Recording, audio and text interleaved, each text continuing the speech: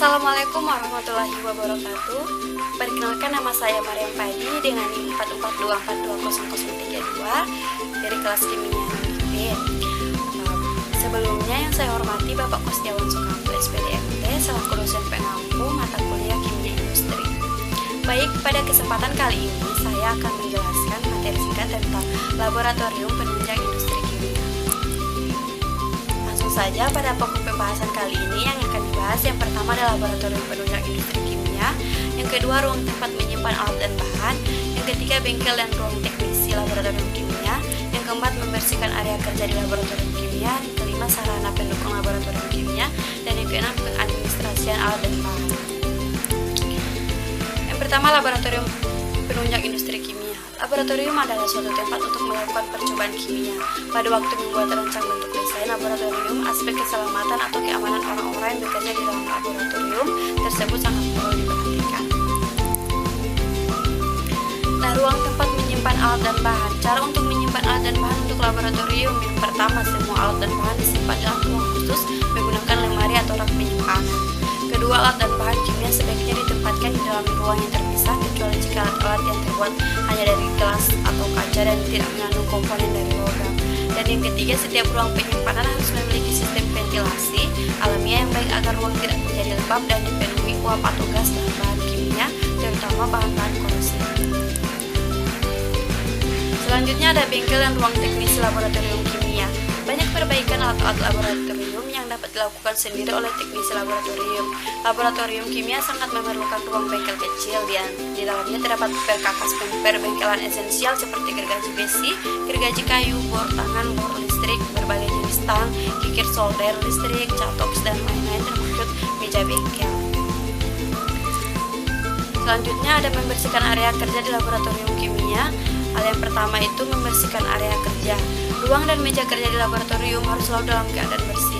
Apabila ruang dan perawat laboratorium terdapat debu, maka harus segera dibersihkan dengan lap. Apabila terjadi tumpahan bahan kimia, maka meja kerja harus selalu dibersihkan. Nah, meja kerja harus segera dibersihkan setelah terjadi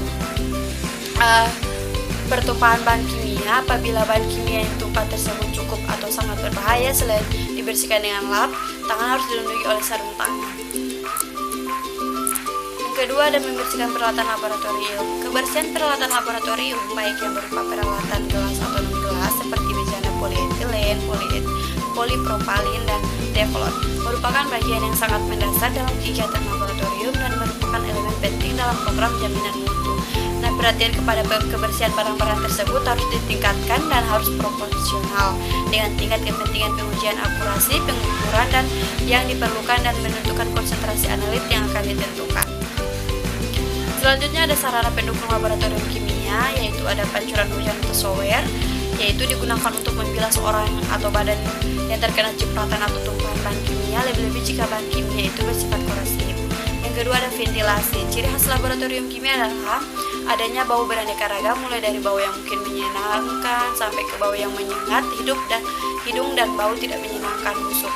Bau ini tentulah akibat adanya berbagai jenis gas atau uap yang muncul sebagai hasil suatu reaksi kimia, lebih-lebih jika laboratorium tidak dilengkapi dengan lebari asap.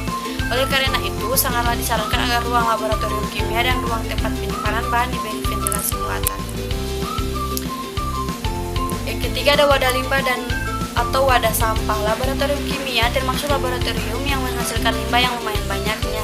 Oleh karena itu, laboratorium kimia memerlukan tempat atau yang mewadahi limbah atau sampah, terutama limbah atau sampah yang membahayakan kesehatan atau lingkungan. Nah, limbah atau sampah seperti itu tidak boleh dibuang ke bak cuci, dihanyutkan ke dalam saluran limbah rumah tangga, atau dibuang di sembarang tempat sebab dapat membahayakan lingkungan. Yang keempat yaitu penerangan. Ruang laboratorium memerlukan intensitas penerangan yang lebih besar daripada ruang kantor. Ini disebabkan di dalam laboratorium banyak dilakukan kegiatan mengamati yang memerlukan kemampuan penglihatan yang lebih baik. Selanjutnya ada pengadministrasian alat dan bahan.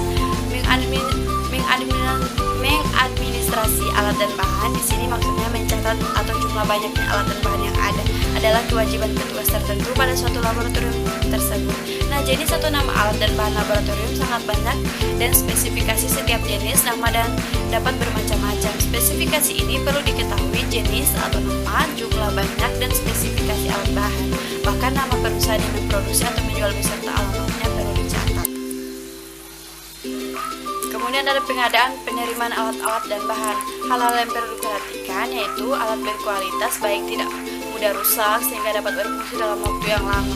Tidaklah mudah bagi guru menetapkan suatu alat itu berkualitas baik kecuali alat-alat yang strukturnya sederhana dan bersifat statis seperti statif, mistar, klem, bos, hit, dan sejenisnya yang tidak bergerak.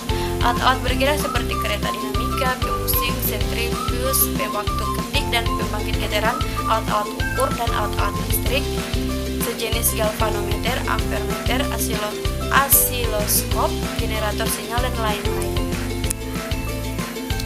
Kedua, dalam hal alat ukur, ketelitiannya memadai yaitu di sekitar kurang lebih 5% atau lebih baik dari itu. Seperti disebut di butir yang sebelumnya, yaitu pemeriksaan ketelitian dapat dilakukan segera jika alat pembandingnya ada.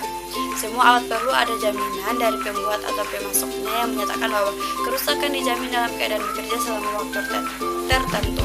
Namun agak sukar menentukan lama waktu garansi karena ada alat yang penggunaannya mungkin hanya sekali atau beberapa kali dalam setahun. Baik, itulah penjelasan singkat dari saya.